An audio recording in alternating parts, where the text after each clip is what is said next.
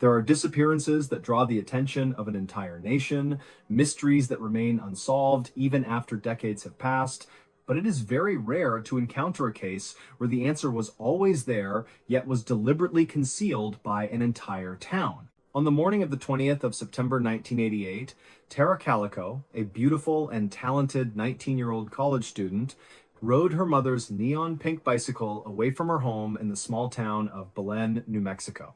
She planned to complete her usual 36-mile loop with headphones on, listening to music by the band Boston. No one knew that this would be the last time she would ever be seen.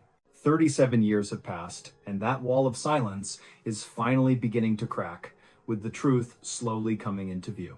Tara was a young woman about 5 feet 7 inches tall, with brown hair and hazel eyes always full of life. She was a sophomore at the University of New Mexico, majoring in psychology, with a dream of understanding how the human mind works. Friends describe Tara as exceptional in the most literal sense of the word, not only academically, but also in the way she lived each day of her life. Every evening, Tara made a detailed list for the following day, from the time she woke up, to her university classes, her work shifts at Belen National Bank, her exercise schedule, and the time she would return home.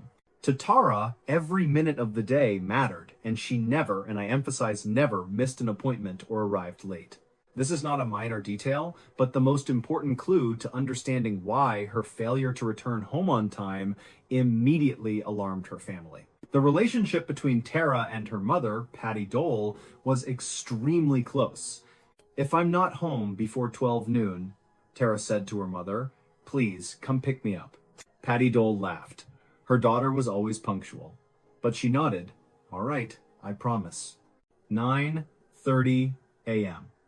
Tara Calico rode the neon pink bicycle out of Brugg Street, heading towards State Road 47. Headphones on, Boston playing. Ahead lay 36 miles of familiar desert road she had traveled hundreds of times. Patty Dole stood at the doorway, waving goodbye to her daughter, then she turned back inside, preparing for an ordinary day. The morning of the 20th of September, 1988, began like any other morning. The New Mexico sun was already high, the desert temperature was starting to rise, and Tara Calico was preparing for her daily bike ride. Tara's bicycle was damaged, either a flat tire or some other issue that made it unusable. Instead, she borrowed her mother's Huffy mountain bike, a bright neon pink bicycle with exposed control cables and vivid yellow tires. You must understand that against the brown and pale yellow tones of the New Mexico desert, at 9:30 a.m., Tara slung her backpack over her shoulder, put on her helmet, and left her home on Brugg Street. She wore a white t-shirt with the logo of the bank where she worked, white shorts with green stripes, and her cherished white and teal Avia sneakers. On her hands were small pieces of jewelry a 19-year-old girl would love, a gold butterfly ring with a diamond, an amethyst ring, and gold hoop earrings. And most importantly, she carried a yellow Sony Walkman, something nearly every young person of that era dreamed of owning. Tara's schedule for that day was arranged as precisely as clockwork, cycling from 9:30 a.m. until noon, returning home to shower, playing tennis with her boyfriend Jeff Abeda at 12:30 p.m., and attending university classes at 4:00 p.m. New Mexico State Road 47 is a 2-lane highway stretching across the vast desert of Valencia County, bordered by dry grasslands, scattered rural homes miles apart, and open visibility to the horizon, but with very few places to seek help if needed. For nearly 2 hours, from 9:30 a.m. until close to 11:45 a.m., passing motorists saw Tara multiple times. She was cycling north toward home, meaning she had completed the second half of her loop and was on her way back. 11:45 a.m. to noon. 15 minutes, 900 seconds. That was the span of time between the last confirmed sighting of Tara and the moment she should have arrived home. In those 15 minutes, something happened on State Road 47. Noon. Patty Dole looked at the wall clock in the kitchen. The minute hand pointed exactly at 12. She looked out the window. There was no pink bicycle in the yard. She waited another minute. 2 minutes. Her heart began to beat faster. Tara was never late. Never. 12:05 p.m. Patty Dole grabbed her car keys and stepped outside. Her hands trembled slightly as she opened the car door. She tried to tell herself that maybe Tara had a flat tire. Maybe she was walking the bike home. Maybe... She drove on to State Road 47 slowly, scanning both sides of the road. Looking for a girl in a white shirt. Looking for a neon pink bicycle. Looking for any sign at all. She drove the entire route from her home to the farthest point Tara usually reached, then turned back. There was no Tara. There was no neon pink bicycle. There were no signs of a collision, no skid marks, nothing unusual. Only silence and an empty road as if Tara had never passed through it. 12:15 p.m. Patty Dole drove back home, hoping her daughter had returned while she was searching, but the house was still empty. She picked up the phone and dialed Tara's boyfriend, Jeff Abeda, hoping for even the smallest bit of hope, but the answer was nothing. Patty Dole hung up. She called the bank where Tara worked. No, Tara was not scheduled today. She called several of Tara's friends. No one had seen her. 12:25 p.m. Patty Dole picked up the phone again, her hands shaking, and dialed emergency services. Valencia County Sheriff's Office. How may I help you? I need to report my daughter.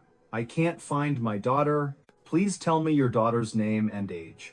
Tara Calico, 19 years old. She went cycling this morning and hasn't come home. She is never late. Never.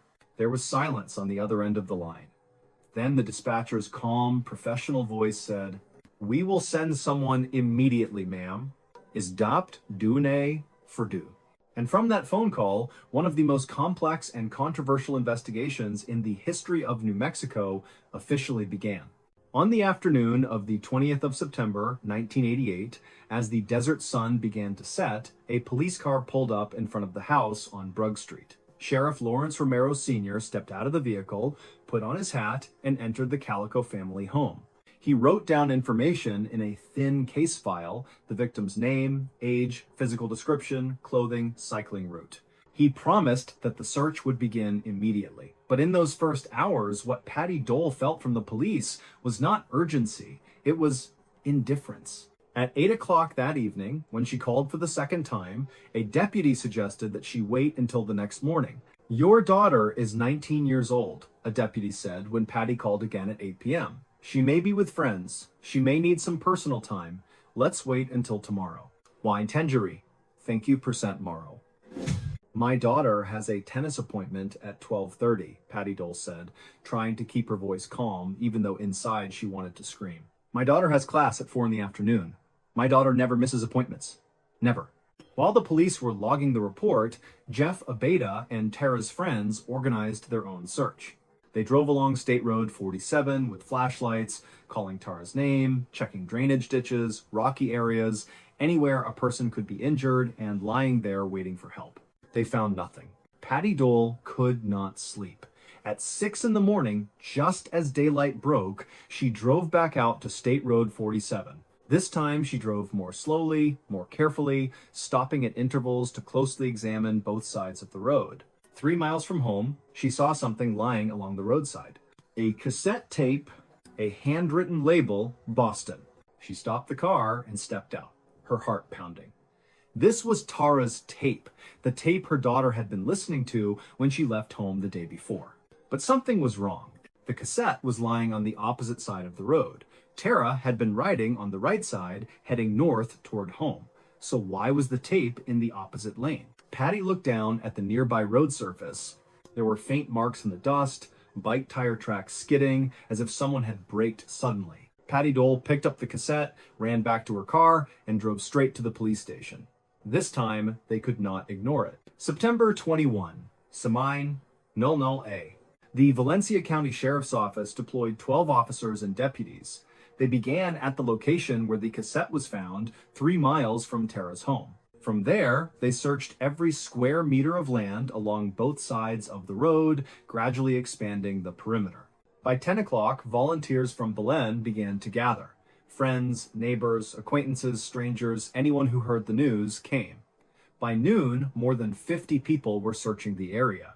At 1 o'clock in the afternoon, 2 tracking dogs were brought in. They were given Tara's clothing to scent, then began moving along State Road 47. They stopped near the location where the cassette was found, circled for a while, and then lost the trail. They could not determine the next direction. The dog handler explained that there were too many odors from vehicles that had passed through during the day, diluting the scent. But usually, dogs can still indicate a direction, even faintly. This time, they could not. As if the trail ended right there. As if Tara had vanished into thin air. At 3 o'clock in the afternoon, a police helicopter flew along the route, its camera scanning every angle. The pilot later reported seeing nothing unusual, no pink bicycle lying in a ditch. No white clothing standing out against the brown and yellow desert landscape. At 5 o'clock in the afternoon, as the sun began to set, the search was suspended. It would resume the following morning. Jeff Abeda drove Patty Dole home. She sat in silence the entire way, staring out the window, searching for a pink bicycle she knew she would not find. When she arrived home, she walked into Tara's bedroom. Everything was exactly as it had been the previous morning. The neatly made bed, books lined up carefully on the shelves, the desk with to-do lists written in Tara's meticulous handwriting. At the top of the list, 12:00 home, 12:30 tennis with Jeff, 4:00 psychology class. Tara had planned the entire day. She had no intention of going anywhere. She intended to come home. So why didn't she? September 22, day 3. As news of Tara's disappearance spread, witnesses began contacting the police, and they all spoke about the same thing, a truck. A truck driver called the police early that morning. He recalled seeing Tara at around 10:15 a.m. on the 20th. He also saw a dirty white or light gray pickup truck driving behind her. An elderly couple also called in. They saw the same truck around 11 o'clock. They even remarked to each other that the truck was following too closely. A young man repairing a fence called in as well. He also saw a white pickup truck, an older model, possibly a 1952 Ford, a homemade white truck bed. The farmer, the last person to see Tara, also confirmed it. The truck was still behind the girl at 11:45 a.m. 5 people, 5 independent statements, all describing the same vehicle. Investigators documented it carefully. A Ford pickup truck, model year 1953, dirty white or gray in color, with a homemade truck bed, driving very slowly, closely behind a girl riding a bicycle. This should have been a major breakthrough. In a small town like Belen, there were not many vehicles like that. They could have checked registrations, identified owners, interviewed them, but that did not happen. Instead, in the days that followed, something strange began to occur. When investigators called the truck driver back for additional details, he said that perhaps he had misremembered the color. Maybe it was not white. On September 24, the elderly couple called the sheriff's office again. They were no longer sure it was a Ford. It might have been a Chevrolet. They were not very familiar with older trucks. Even the man repairing the fence said that he no longer remembered clearly. Maybe he had been mistaken. And slowly, as if an invisible hand were erasing lines from the page, the lead about the pickup truck began to fade from the investigation file. 5 people changing their statements could not be a coincidence. Something was happening in Belen. Something that frightened witnesses enough to make them withdraw what they knew. But afraid of whom? Afraid of what? September 27, 6 days after Tara disappeared. A search team was combing an area near John F. Kennedy Campground, a remote location 19 miles east of State Road 47. This was not a priority area, but the search radius was being expanded, checking every possible location. A volunteer found yellow plastic fragments scattered beneath bushes. He picked them up and examined them closely. They were pieces of a Walkman. Yellow. The information was immediately relayed to the sheriff's office. Patty Dole was called in to confirm. She looked at the fragments and nodded, yes. Tara had owned a yellow Sony Walkman, but 19 miles? How could fragments of a portable music player be 19 miles away from the original scene? Investigators stood over a map spread across a table. They marked 3 points: Tara's home on Brugg Street, the location where the cassette was found 3 miles away, and now the John F. Kennedy Campground, 19 miles from State Road 47. The 3 points formed a wide triangle. There was no logical explanation for why Tara's belongings were scattered in this way, unless someone had taken them, unless someone had transported Tara or her belongings across multiple locations. Unless this was not a simple accident, but a calculated plan. 1 week passed. 2 weeks. 3 weeks. Hundreds of volunteers searched hundreds of square miles. They checked every drainage ditch, every rocky crevice, every small cave, every abandoned building within a 15-mile radius around Belen. They found the cassette tape. They found the Walkman fragments. But they did not find the most obvious, the most visible thing, the neon pink Huffy mountain bike. In the New Mexico desert, with its brown and yellow backdrop, a bright pink bicycle like that could not simply be overlooked. If it were somewhere within the search area, someone would have seen it. A helicopter with a camera would have seen it. But no one did. That could only mean one thing. The bicycle was no longer there. Someone had taken it, someone had moved it elsewhere, or destroyed it. And to do that, you need time. You need planning. You need to understand that a pink bicycle is evidence too obvious to leave behind. That rules out the theory of a random accident. This was intentional, calculated, but the police still had no suspect, or at least that is what they said. Early October. The large-scale search officially ended after 2 weeks. Sheriff Romero held a brief press conference announcing that the case would move into a long-term investigative phase. They would continue following leads, but no longer had the resources to maintain hundreds of searchers every day. In the official records, the case was classified as missing under suspicious circumstances. There was no evidence that Tara had left voluntarily, no evidence that she had suffered an accident, only a complete disappearance and 3 scattered clues that explained nothing. Patty Dole refused to accept that. She printed 1,000 flyers with Tara's photo and distributed them across New Mexico, then into neighboring states. She called every police department within a 200-mile radius. Her daughter was still out there, and she would find her. Winter passed. Snow covered the mountains surrounding Belen, then slowly melted as spring arrived. Patty Dole continued calling the police every week, continued printing flyers, continued driving along State Road 47 every morning, scanning both sides of the road as if one day she might see a pink bicycle leaning against a utility pole, waiting for someone to retrieve it. But there was nothing. The investigation reached a dead end. No suspects, no new leads. Witnesses had changed their statements about the pickup truck, and the police appeared largely uninterested in exploring why. Jeff Abeda graduated high school without Tara by his side. Her friends tried to move on with their lives, but there was always an empty seat at the lunch table, an empty chair in the classroom, a missing voice when they gathered. Belen learned to live with an unanswered question: what happened to Tara Calico? And then, one day, the following June, 9 months after Tara disappeared, a new lead emerged. A lead from a place no one expected, more than 1,500 miles from Belen. A lead that would change the entire direction of the case. Or perhaps, as many would later believe, a perfect distraction. Port St. Joe is a small coastal town in Florida where people make their living from fishing and tourism. A quiet town with nothing connected to New Mexico or a missing girl halfway across the country. Until that morning. A woman named Jennifer, her last name was not released, was parked in the lot of a convenience store. As she stepped out of her car, she noticed a white Toyota pickup truck pulling away from the space beside hers. The driver was a man in his early 30s, with a mustache, unremarkable in appearance. She went into the store to buy something, then came back out. As she walked past the spot where the Toyota had been parked, she noticed something lying on the ground. A Polaroid photograph. She bent down to pick it up, intending to throw it away, but then she looked at the image and froze.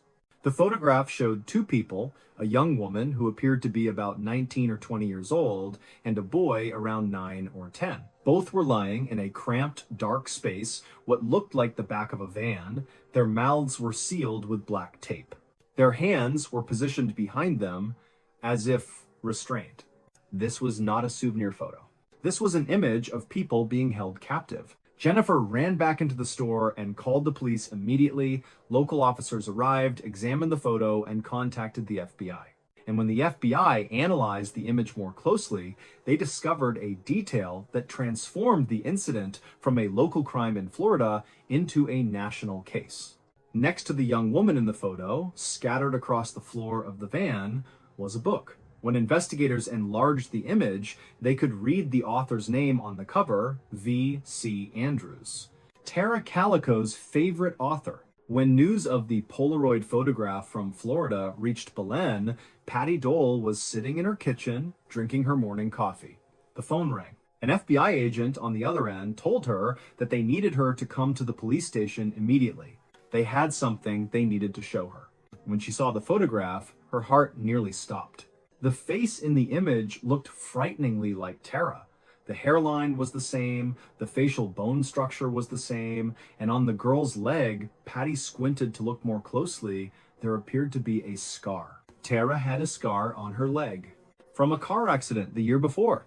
Patty looked at the photograph again, looked into the girl's eyes, trying to find her daughter there, looked at the V.C. Andrews book, a detail only someone familiar with Tara would know. The FBI agent asked her, "Do you think this is Tara?" Patty Dole nodded, tears streaming down her face. That was her daughter. She knew it was Tara. But something also troubled her. If this was Tara, if her daughter was still alive after 9 months, why would the person holding her take a photograph? Why leave it in a parking lot? Why include a V.C. Andrews book in the image, as if someone wanted to be absolutely sure people knew this was Tara Calico? There were too many coincidences, too many perfect details. But in that moment, with the photograph in her hands, Patty Dole did not think about doubts. She thought only one thing: her daughter was still alive. Somewhere out there, Tara was waiting to be rescued, and the FBI would find her. Within 24 hours, the Tara Calico case shifted from a local missing person case in New Mexico to a federal abduction investigation. The FBI deployed agents to Port Street, Joe interviewing Jennifer about the man driving the Toyota, the moment she found the photo and every detail she could remember. Her description was limited: a white male, around 30 years old, with a mustache, driving a white Toyota pickup truck. A description that could apply to thousands of people. The FBI searched all of Port Street Joe for the Toyota. They checked every parking lot, every marina, every campground. They interviewed hundreds of people, but they found nothing. The photograph was sent to forensic laboratories for analysis. They needed to determine, was this truly Tara Calico? And this is where everything became complicated. Scotland Yard in the United Kingdom, known for its expertise in image analysis, studied the photograph for weeks. They compared the girl's face to images of Tara, measuring the distance between the eyes, the shape of the nose, the contour of the jaw. Their conclusion? The girl in the photograph was Tara Calico. But the Los Alamos National Laboratory, one of the most advanced research facilities in the United States, reached the opposite conclusion. According to them, there were too many differences. This girl was not Tara. The FBI, caught between two conflicting opinions from highly respected institutions, issued a statement that effectively admitted uncertainty. There was not enough evidence to reach a definitive conclusion. But the public did not care about scientific ambiguity. They saw the photograph, they saw the resemblance, and they believed that Tara Calico was still alive somewhere inside a van waiting to be rescued. But what about the boy in the photograph? At first, investigators considered Michael Henley, a 9-year-old boy who had gone missing in the Zuni Mountains of New Mexico the previous April, just 5 months before Tara disappeared. If both missing children from New Mexico appeared in the same photograph in Florida, it would suggest that a serial offender was operating, someone abducting multiple victims, holding them in a van, moving across state lines. This theory changed the scale of the entire investigation. It was no longer a single missing person case. This could be a large case involving multiple victims, multiple states, over multiple years. The FBI began reviewing all unresolved missing person cases in the Southwest, searching for other victims who might be connected. Meanwhile, back in Belen, the lead involving the Ford pickup truck was quietly being buried deeper in the case files. Witnesses fell silent, and no one dug any further, because now everyone was looking toward Florida. Summer passed, with fragile hope tied to the Polaroid photograph. The FBI continued searching for the white Toyota truck, continued pursuing the theory of a serial abductor who might be holding both Tara and Michael Henley. Patty Dole continued to believe that her daughter was alive somewhere, waiting to be rescued. Then, a hunter wandered deep into the Zuni Mountains.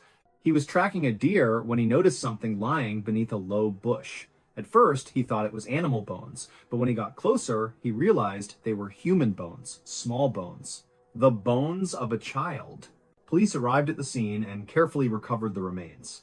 They also found a child's jacket, faded and torn from exposure to the elements, and a small pair of athletic shoes. DNA testing confirmed what the Henley family had feared for more than 2 years. It was Michael, the 9-year-old boy who had disappeared while camping with his family the previous April. But the most important discovery was not that Michael had been found. It was where he was found. The remains were located only about 7 miles from the campsite where the Henley family had been staying on the night he went missing. Not far, not in Florida, not inside a van, right there in the Zuni Mountains where he had wandered off. Forensic experts examined the condition of the remains, the surrounding terrain, and the weather in the days following his disappearance. Their conclusion left no room for doubt. Michael Henley had wandered away from the campsite at night. He walked deeper into the forest and could not find his way back. Nighttime temperatures in the mountains are very cold in April. He did not survive due to exposure. There was no abduction. There was no serial offender. There was no van transporting him to Florida. Michael Henley never left New Mexico. If the boy in the Polaroid photograph was not Michael Henley, and now they knew with certainty that he was not, then the entire theory surrounding that photograph began to collapse. Reconsidering the facts from the beginning, the photograph appeared 9 months after Tara disappeared, in Florida, more than 1,500 miles from New Mexico. The image showed 2 missing children from New Mexico.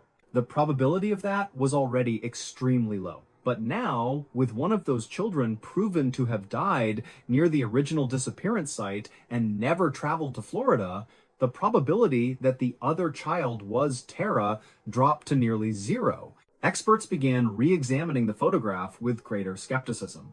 They magnified every detail, searching for things they had previously overlooked because they were too eager to believe Tara was alive. And they began to notice strange things. Although both individuals in the photograph had their mouths sealed with tape, there were no clear signs of real distress on their faces. No tears, no redness around the mouth from prolonged pressure, no obvious bruising or visible injuries. Their posture looked staged, as if they were posing rather than actually being confined. A Polaroid film specialist pointed out that the type of film used in the photograph may only have been available starting in May, just 1 month before the image was found. If that were true, the photograph could not have been taken in September before Tara disappeared. Perhaps this was not an image of Tara Calico. Perhaps it was simply a random photograph, an inappropriate joke, a staged image between acquaintances that someone had dropped in a parking lot. Or worse, perhaps it was a deliberate distraction. While the Calico family continued clinging to fragile hope from the Polaroid photograph, while the FBI continued combing Florida for leads that did not exist, in Belen, a secret was being buried deeper with each passing day. The years passed. Lawrence Romero Sr. retired from his position as sheriff in the mid-1992, leaving behind the seat of power he had held for 2 decades. No one questioned him about how he handled the Tara Calico case. No one asked why the Ford pickup truck lead disappeared from the files. He retired peacefully, with the reputation of a man who had served his community. His son, Lawrence Romero Jr., lived only 3 more years after Tara disappeared. 3 years living with a secret that, according to a neighbor who later spoke, seemed to consume him from the inside. He drank more, became more withdrawn, avoided people. Then, one day in 1991, 3 years after Tara vanished, Lawrence Romero Jr. ended his own life. There was no note, no explanation, only final silence.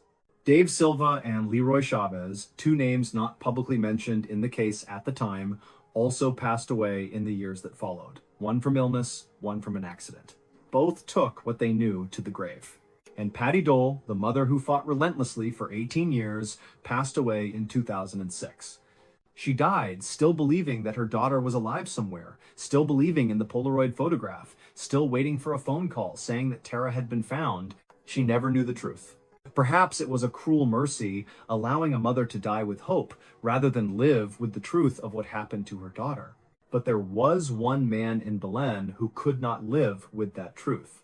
A man who had witnessed it, known it, and remained silent for 20 years out of fear. And when he knew he was nearing the end of his life, he decided it was time to speak. Henry Brown was not an important figure in the Belen community. He was an ordinary man doing odd jobs to make a living, living in a small house next to the home of Lawrence Romero Jr. They were neighbors. Occasionally, Romero would ask Brown for help, fixing things, carrying heavy items. Brown needed the money, so he agreed. And one autumn day, a few weeks after Tara Calico disappeared, Romero Jr. called Brown over to his house. He said he needed help with something in the basement. 20 years later, as Brown lay in a hospital bed, knowing he did not have much time left, he called Deputy Frank Methola. Methola was someone Brown trusted, a younger officer with no connection to the Romero family, no reason to conceal anything. And Brown began to tell his story. He spoke about the day he was called down to the basement, about what he saw wrapped in a blue tarp in a dark corner, about the way Romero Jr. stood there, looked at him, and said in a disturbingly calm voice, "That's the girl on the bicycle." Brown paused, wiping sweat from his forehead even though the room was not hot. Then he continued. Romero told him that they had not intended to do anything bad. It was just a joke. He and two friends, Dave Silva and Leroy Chavez, were driving the family's Ford pickup truck along State Road 47. They saw Tara riding her bicycle. They decided to bother her a little, driving closely behind her, honking the horn, maybe shouting a few things. They thought it was fun. Until Silva, who was driving, accidentally struck the rear wheel of the bicycle. Tara fell onto the road, hit her head on the hard surface. She was injured, but still alive, still conscious. And that was when the three young men had to make a decision. They could not call emergency services. If they did, everything would be exposed. They would be charged, especially for Romero Jr., the sheriff's son. A conviction would be a disaster for the family. So they lifted Tara into the bed of the truck, covered her with a tarp, and drove her to the Romero house when no one was watching. Brown stopped speaking for a long time. Methola did not rush him. He simply waited. Finally, Brown continued, his voice hoarse. In the basement, things happened that Brown did not want and would not describe in detail. He only knew that when Tara tried to call for help, when she tried to scream, they had to silence her. And perhaps, out of panic, out of not knowing what they were doing, they restrained her too tightly, for too long. When they realized it, Tara was no longer breathing. Brown said that when he threatened to go to the police, Romero Jr. laughed. He asked, "Report it to whom? My father is the sheriff. My father controls every investigation in this county. Who do you think would believe you?" Then Romero stepped closer, looked Brown directly in the eyes, and said, "And if you don't stay quiet, you'll end up next to her." It was not an empty threat. Brown saw it clearly in Romero's eyes. If they could do that to Tara, a completely innocent girl simply riding her bicycle home, they could certainly do it to a neighbor who knew too much. Brown lived with that fear for 20 years. But he also described other details about how they handled the evidence. The pink bicycle was smashed into pieces, taken to a scrapyard, and fed into an industrial crusher. A bicycle that distinctive was turned into anonymous metal. The cassette tape and Walkman fragments were discarded at different locations along the road, not by accident, but deliberately, to create confusion, to scatter the investigation. And Tara? Brown said that a few weeks later, he saw a concrete truck arrive at the Romero house. They told neighbors they were repairing the basement, reinforcing the foundation. But Brown knew what they were really doing. They were pouring concrete over part of the basement, a thick layer, sealing the site, making sure no one could ever find her, even with a search warrant. When Frank Methola left Henry Brown's home that afternoon, he carried with him the most complete recorded confession the case had ever had. But he also carried a major problem. Most of the people named in that confession were already dead. Romero Jr. had ended his life in 1991. Silva and Chavez were also gone. Patty Dole, the person who most deserved to know the truth, had passed away 2 years before the confession was recorded. How do you prosecute people who no longer exist? How do you demand justice when everyone involved, both the victim and those responsible, are already in the ground? Brown passed away in 2010, carrying the weight of 20 years of silence, but also with the relief that he had finally spoken the truth. His recorded statement was placed into the case file, sitting there like a silent accusation. The new sheriff, Rene Rivera, took over the case. In an interview, he publicly acknowledged that he knew who was responsible. He knew their names. But he also said, no remains, no case. Lawyers objected. Circumstantial evidence can absolutely be used to secure a conviction. But Rivera did not act. He retired in 2011, leaving the case unresolved. And Belen remained silent. Those who knew the truth grew older. A new generation grew up knowing nothing about Tara Calico beyond her name on faded flyers posted at the post office. It seemed the case would remain an unsolved mystery forever, until a new generation of investigators decided that enough was enough. A 6-member task force was formed in 2013, exactly 25 years after Tara disappeared. This time, it was not local police. It was a joint effort between the FBI, the New Mexico State Police, and a small number of investigators from the Valencia County Sheriff's Office.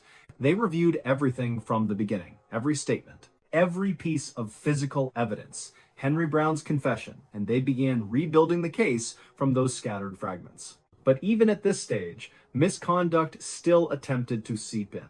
Several state police officers on the team were discovered to have family ties to these suspects' families. They were immediately removed from the task force. This demonstrated how deeply the influence of powerful families in Belen extended.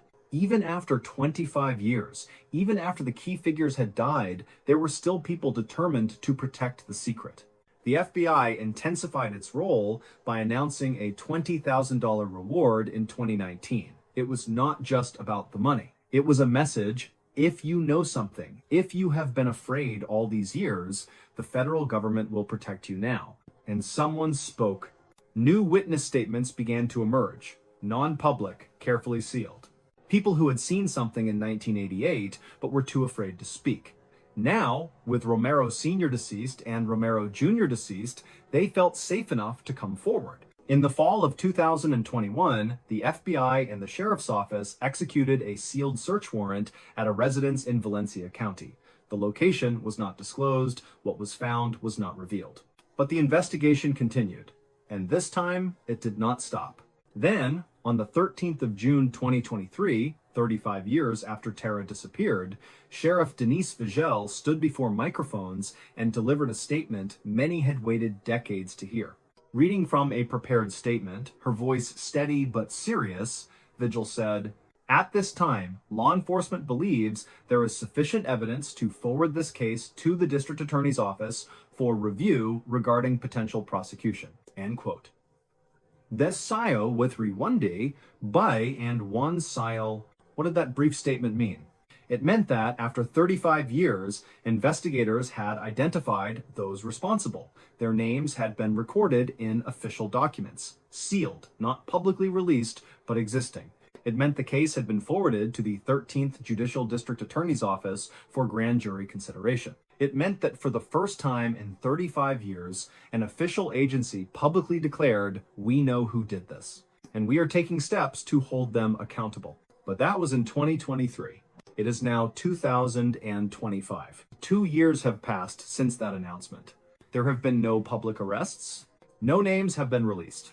Why? The primary individuals responsible are deceased. But there may still be accomplices, those who helped conceal remains, those who destroyed evidence, those who knew and chose silence. And without Tara's remains, prosecutors must build the case entirely on circumstantial evidence. They have only one chance. If they proceed and lose, double jeopardy will prevent a second attempt. So they wait. They build a flawless case. They make sure every piece fits, because justice, even when delayed, must be certain. After spending weeks studying this case, There are things that the deeper I dig, the harder they are to ignore. The Polaroid photograph from Florida appeared at exactly the moment the investigation in Belen was gaining momentum. At the exact moment, witnesses regarding the Ford pickup truck were being questioned more seriously. Then, suddenly, all of the FBI's attention shifted more than 1,500 miles away. Who benefited from that? I am not saying Sheriff Romero personally created the photograph, but its timing, paired with just enough attention-grabbing details and not enough verification, cannot be mere coincidence. It was a calculated distraction, and it worked perfectly for nearly 20 years. The cassette tape was found on the opposite side of the road. There are only two explanations. Tara intentionally threw it across as a signal for help, or the impact was forceful enough to send the object into the opposite lane. In either case, this completely undermines the narrative of a minor accident caused by panic. This was a deliberate, violent act, and what followed was not fear-driven chaos, but calculated behavior. But what truly keeps me awake at night is the Walkman debris found 19 miles from the scene. According to Brown, Tara died on the first day at the Romero house. So why were her belongings found at a distant campground? There are two possibilities. Brown did not know everything, and Tara suffered for much longer, or the perpetrators deliberately created another layer of confusion. I lean toward the second explanation. It fits the pattern of systematic misdirection throughout the case. I know some people still hope that Tara is alive, but after reviewing all the evidence, I have to be direct. Tara Calico died on the 20th of September, 1988, or shortly thereafter. Brown's confession is too detailed, too consistent with the physical evidence. A sick, elderly man, gaining nothing, seeking only release before death. Confessions like that are often the most reliable. The biggest question remains, why? 2 years after publicly stating that those responsible have been identified, has there still been no arrest? Those who remain alive and could be prosecuted may still hold enough influence to delay the process. Or worse, the prosecution may know that persuading a jury in Valencia County, where the Romero influence still lingers, would be extraordinarily difficult. That is the lesson of this case. Power does not just conceal the truth, it stretches time until people grow tired and give up. But there is one thing they did not account for. People like Patty Dole, like the new investigators, like those who continue to follow this case from everywhere, who will never allow it to fade into silence. Today, 37 years after the morning Tara rode her pink bicycle away from home, justice is still coming, slowly but coming. Romero Jr. escaped the law through death. Patty Dole passed away without knowing the truth. But Belen is no longer silent. The truth has been spoken, recorded, and shared. And once that happens, it can never be buried again, no matter how many layers of concrete are poured on top of it. Tara Calico deserved more than this. 37 years is far too long. But if this case teaches us anything, it is this. No secret can be kept forever, no power lasts eternally, and no crime, no matter how carefully concealed, can escape the judgment of history. Justice, even when delayed, is still justice. What do you think about the points I've just analyzed? Do you agree that the Polaroid photograph was a deliberate act of misdirection, or do you believe it was truly just a coincidence? Leave your thoughts in the comments below. I genuinely want to know how you see this case, which details made you suspicious, and whether you think we will see an arrest in the coming years. And if you're interested in other unsolved cases, don't forget to subscribe to the channel and turn on notifications. In the next episode, I'll tell you about another case, another disappearance, where for 20 years, police insisted the person had voluntarily left home, until a construction worker accidentally discovered something behind a wall in a basement. Thank you for watching. I'll see you in the next case.